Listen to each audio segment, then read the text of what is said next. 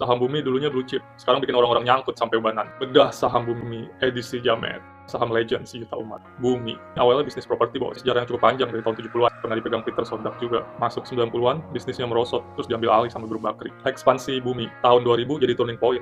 Sama Bakri, propertinya dipisah ke LT. Bumi fokus ke tambang. Tahun 2006 sampai 2008, ekspansi besar-besaran, pakai utang gede. Di masa kejayaan, harga sahamnya sampai 8 ribuan. Kejatuhan Bumi, krisis global 2008. Terus kena kasus pajak juga, sampai Sri Mulyani turun tangan, sahamnya ambiar. Investor Cina masuk, Rothschild juga masuk. Malah ribut-ribut internal, sebagian aset dilepas, habis itu sahamnya tidur bertahun-tahun.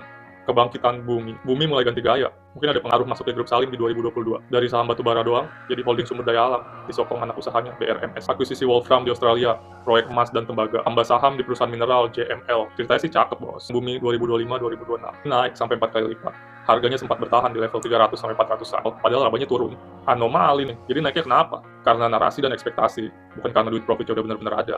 Segala mau masuk indeks MSCI lah. Retail pada beli Bumi, volumenya gede banget, transaksi rame, enak buat trader jagoan trading cepat. Tapi sentimen market sedikit aja berubah, harga jungkir balik sadis. Fundamental Bumi, beberapa poin penting.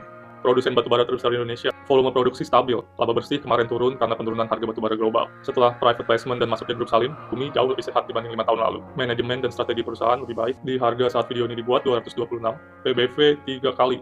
Terbilang mahal untuk perusahaan komoditas. PE ratio 130 kali. Ini angka yang sensasional, masih di luar Nurul. Sebagai perbandingan sama batubara lain kayak Adro dan PTBA, PE-nya di bawah 10 kali. Net profit margin 2,5%. Bahaya nih untuk perusahaan batubara. Sedikit aja harga batubara turun lagi, atau biaya operasional naik, Bumi bisa langsung jatuh. ROE dan ROA minus. Artinya perusahaan belum mampu menghasilkan keuntungan dari modal yang ditanamkan pemegang saham. Free cash flow minus 389 miliar.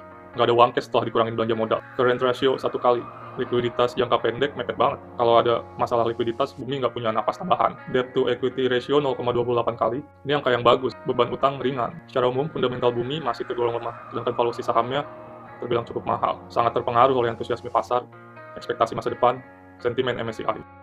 Konsorsium Saham Jamet menobatkan Bumi sebagai saham bintang 3. Buat yang nyangkut, kalau lu beli Bumi di harga pucuk, itu artinya lu berharap sama masa depan Bumi. Average down.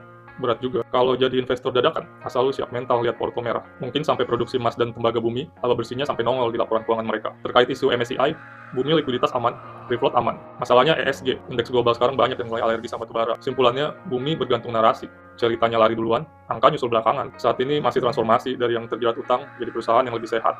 Bisa dibilang spekulatif banget. Investor bertaruh, kerugian saat ini akan berbalik jadi laba gede di akhir 2026. Tapi kalau gagal, ya siap-siap harga kembali ke Bumi. Ini bukan rekomendasi, ini catatan Jamet. Biar kalau salah nggak sendirian. Saham Jamet.